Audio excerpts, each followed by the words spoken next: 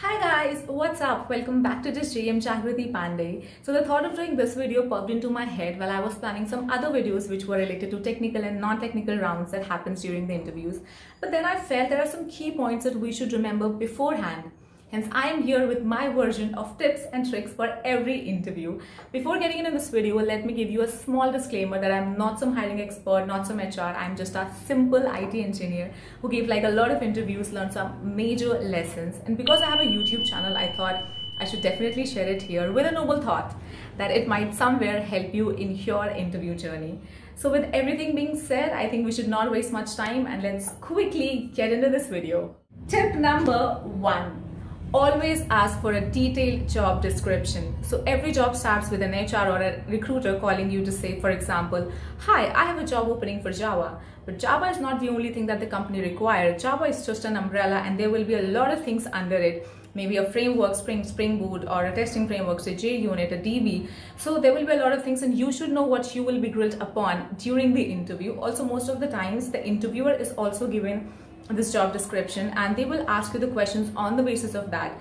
So once you have a detailed JD, you know what to prepare on. You basically have a very detailed idea beforehand. So never ever miss out on a detailed JD. Always ask your recruiter or the HR to send you a mail with a detailed job description.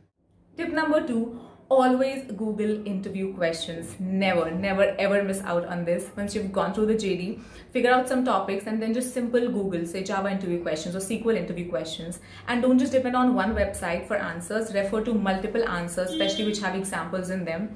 This is personally tried and tested. There are these big service-based MNCs who hires on weekend drives, where sometimes the interviewer themselves, they are very naive and sometimes they're not even interested in grilling you a lot. They also have Google at their end and they also can Google.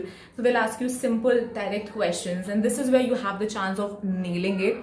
Give, very supportive answers and then just rock it. Literally, this is your chance. And especially for lateral ones, these companies, they also give you very good packages, more than 100% hike. So you have your chance then and there.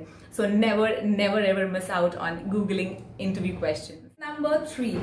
Always give elaborative answers. Even if there are questions where you feel it can be answered in a line, don't do that. Try to connect everything with examples. Say if the interviewer asks you what are asset properties in SQL or what are OOPS concept in Java, instead of giving him simple definitions, connect everything with examples and what work you have done on that. Say, tell him how abstraction is achieved in Java, tell him how inheritance is achieved in Java, tell him how asset properties are implemented in SQL. So that way the interviewer will know that you don't only know the concept, but you also have some hands-on experience. And this is very important because I feel this is also a very good way to, reflect how good you are with communications. Because there is no separate round to check your communication skills. Throughout the interview, your communication is judged. So whatever you answer, you may not know answers to all the questions, but whatever you know, you have to make the interviewer believe that you know it in the best way possible. So always go for elaborative answers instead of single lines. Tip number 4, learn to say no.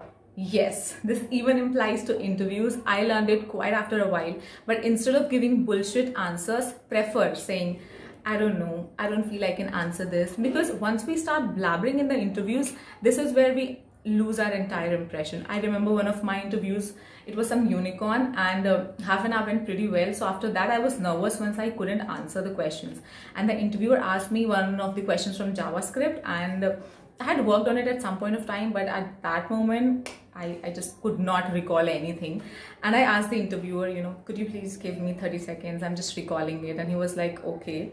And then after a minute, I just started blabbering. I think I started speaking shit. And after a minute, the interviewer was like, Jagriti, listen, nobody knows answers to all questions. So I think you shouldn't just waste both of our time and just prefer saying, I don't know, or I don't think you can answer this. And this literally stuck with me for all the next interviews that I gave. Nobody knows answers to all the questions. It is okay to say no. So next time you don't know the answer, just say, I don't know. Tip number 5. try to be neutral after the interviews. Oh my god, I wish somebody would have told me this earlier, that not every interview that goes well is a selection, and not every interview that goes pathetic is an elimination. I literally have had interviews where I could answer 80 to 90% of the question and I still got mails saying, I'm sorry, we cannot take you forward. And there were interviews where I could only answer 40, 50 or 60% of the questions and I still got mails saying, congratulations, we are pleased to take you forward. What I'm trying to say here is that it is corporate or IT world we're talking about, and every company here is a very different criteria of selection. Your selection does not only depends on how well you can answer. Of course, this is the major part, but this is not the only part. It also depends on company's requirements and your requirements, company's budget and your expectations, and a lot of things, you know, how much experience do you hold and how much do they require. So on a whole, it depends on a lot of things.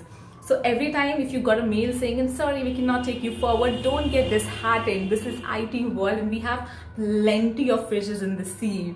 We have startups, we have unicorns, we have tech giants. Even if you don't get into one, you have so many chances ahead. So don't get disheartened by anything, you know, just tackle on your next fish, learn your lessons and just move on. Alright, so this was it for my version of tips and tricks for every interview. Let me know in the comment section below what you think about it. I wish my tips would be of some help to your upcoming interviews. I have a bunch of videos lined up related to interview preparation. So if you still haven't subscribed to my channel, do that right now. Hit on that bell icon so that every time a new video is up, you will be notified. Like this video and share it with your friends. And I should see you guys in the next video. Till then, keep learning, keep practicing, keep breathing. Wish you a happy, healthy life. Bye.